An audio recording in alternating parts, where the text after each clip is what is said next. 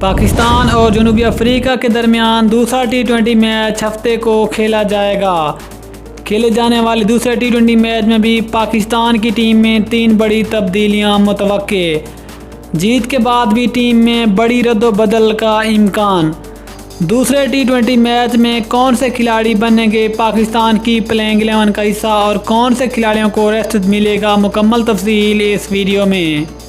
लेकिन मज़ीद आगे बढ़ने से पहले अगर आप चैनल पर फर्स्ट टाइम हैं, चैनल को सब्सक्राइब करें और साथ में लगी बेल आइकन को प्रेस कर दें ताकि क्रिकेट से जुड़ी तमाम खबरें आपको सबसे पहले जहां पर मिलती रहें।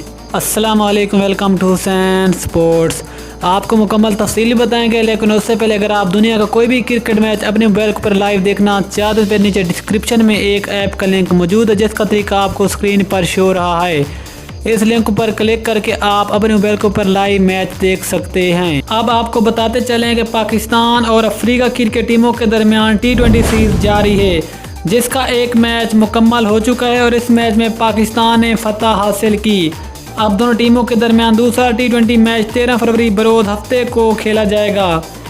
खेले जाने वाले दूसरे 20 मैच में भी पाकिस्तान की प्लेइंग 11 में 3 बड़ी तब्दीलियों का इम्कान है और ज़राए के मुताबिक दूसरे 20 में ये 3 तब्दीलियां यकीनी की जाएंगी।